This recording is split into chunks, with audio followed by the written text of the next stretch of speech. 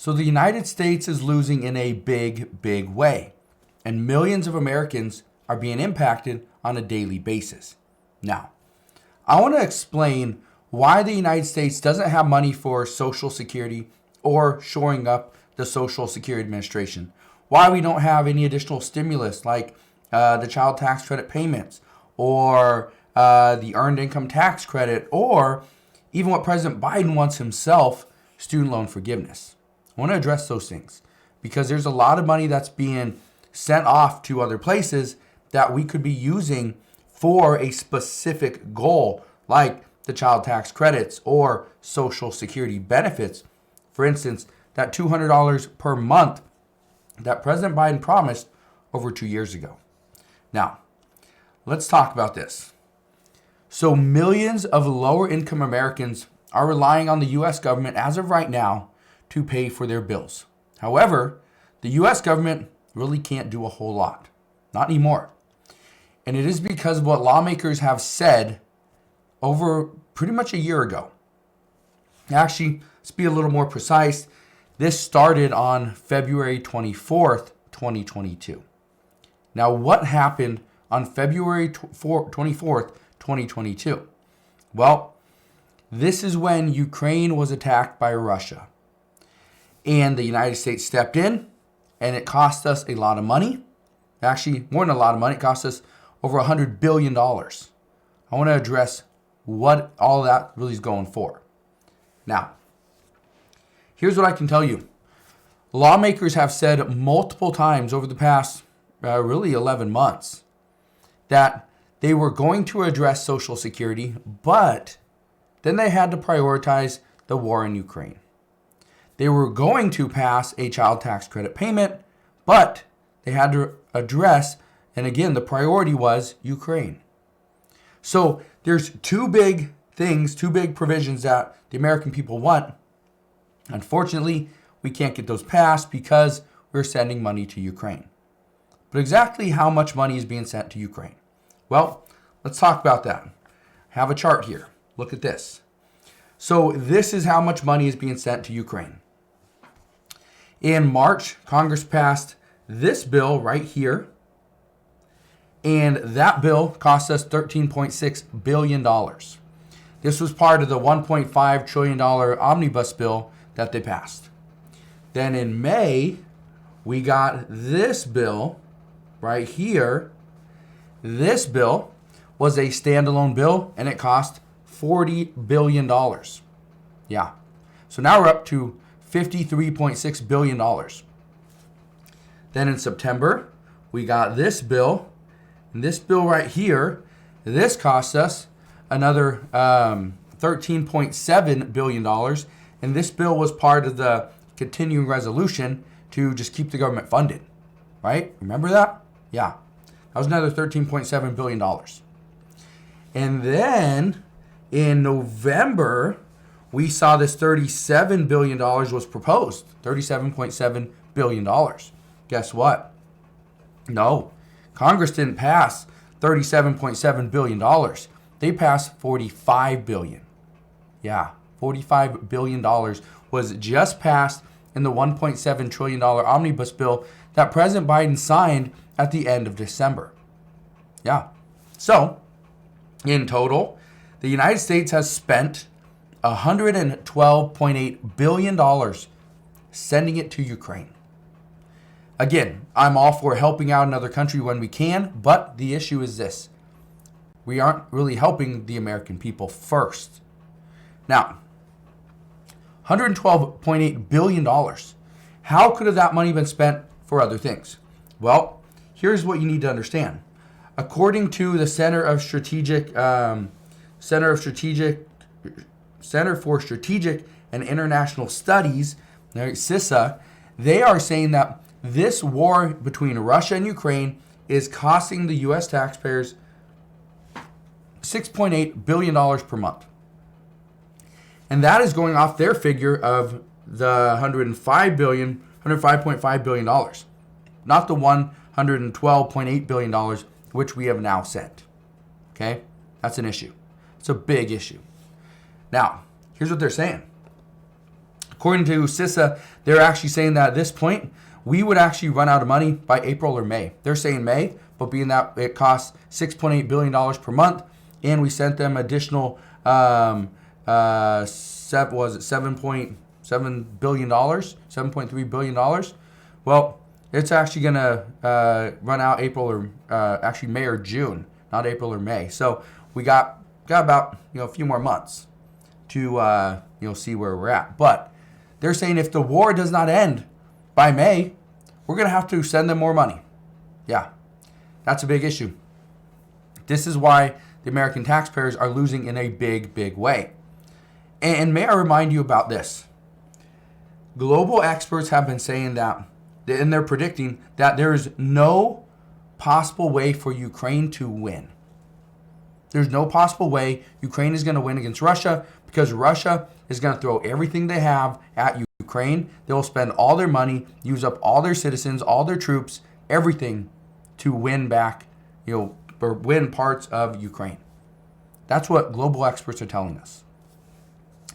So, we are pretty much tying our rope to a sinking ship, according to experts. So are we just throwing our money away? It's essentially what we're doing. But let's talk about what we could be doing with this $112.8 billion. According to experts, they say that we could easily pass the child tax credit payments if we had the funding. We have the funding, we've just been sending it away. According to the Congressional Budget Office last year, they said if we sent out $3,000 per month child tax credit payments, or actually not $3,000 per month, $3,000 total for the year broken up into monthly payments, then this would cost us about $170 billion. That's a little more than $112.5 billion. But what they're saying is if Republicans and Democrats can negotiate and settle somewhere in the middle between the Republican ask and the Democratic ask, it would cost about $115 billion per year. Essentially the exact same number of what we're sending off to Ukraine, which is $112.8 billion. Yeah, that's what they're saying. But let's bring up Social Security. Let's do the math, okay? Because for the past 2 years, Social Security beneficiaries have been asking for that $200 per month boost that President Biden promised them. But we haven't seen anything from it. But what could an additional $112.5 billion do for Social Security? Number one, it could shore up the Social Security Administration, give them more money, shore up the trust fund. That would be great. Or we could give people a bonus, right? Of that $200 per month bonus that President Biden promised. Well, let's talk about that. And could we afford this? Well, let's look at the numbers. Look at this. So right here, okay, this is from November 2022. But if you look at this, you can see right here where it says just for Social Security only right here, okay? And these numbers are in thousands, so this is actually 63 million, 50 million, 6.8 million, 5.6 million. That's what that is.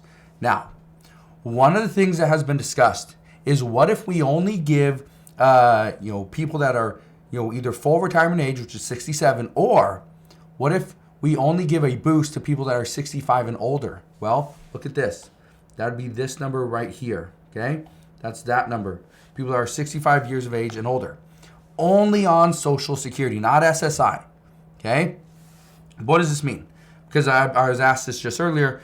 SSI, or Social Security, means that you are insured, that you paid into the system long enough, and now you get Social Security benefits, okay? Now, what if we only paid people, that are 65 years of age and older? What would happen then, right? Well, let's do the math.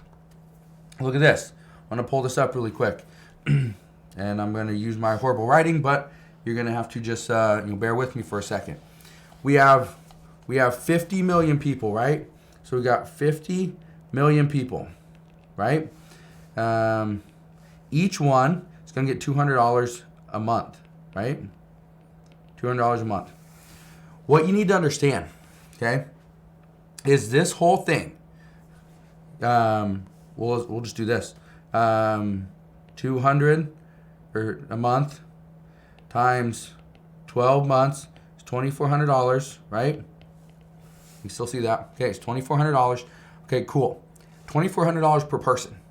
Okay, that is for the year. Okay, multiply that by 50 million, right? And that equals, I'll pull up another, that equals $120 billion a year. $120 billion per year, right here.